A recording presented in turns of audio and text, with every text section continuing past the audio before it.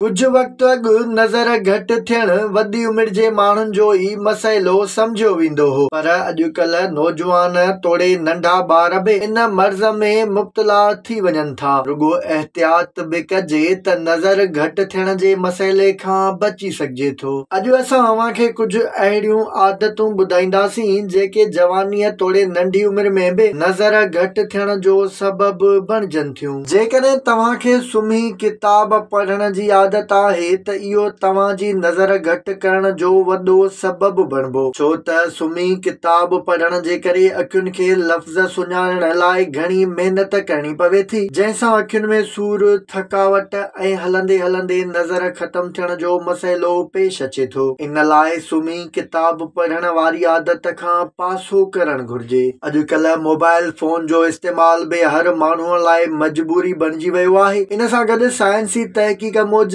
50% खां मथे माण्हू सोशल मीडिया जे इस्तेमाल जा आदी बणिजी विया आहिनि, जेके ज़रूरत जे बिना बि सोशल मीडिया जो इस्तेमाल रोज़ानी जे बुनियादनि ते ज़रूर कनि था। ख़ासि करे राति जे वक़्तु मोबाइल जो इस्तेमाल तव्हांजे दिमाग़ ऐं अखियुनि जी रोशनीअ लाइ तबाहीअ जो सबबु बणिबो आहे। इन सां गॾु घर तोड़े ऑफिसुनि में घणी देर ताईं कंप्यूटर जो इस्तेमाल बि अखियुनि जी रोशनीअ खे ख़तम करे थो। सिहत जे माहिरनि जो चवणु आहे त कंहिं बि स्क्रीन खे घूरे ॾिसण सां अखियुनि जी रोशनी कमज़ोर थियण जा इम्कान वधीक हूंदा आहिनि ऐं इहो अमल तकिड़े अंधे थियण जो सबबु बणिबो आहे। चयो वेंदो आहे त अखियूं पाणीअ सां मुहबत कंदियूं आहिनि। इहो ई सबबु आहे त सेहतमंद अखियुनि जे लाइ पाणी इंतिहाई ज़रूरी आहे। जॾहिं तव्हां पाणी घटि पीअंदा आहियो त जिस्म डिहाइड्रेट थींदो आहे ऐं सभ खां वधीक अखियूं मुतासिर थियनि थियूं। हिकु तहक़ीक़ मां साबित थियो आहे त पाणी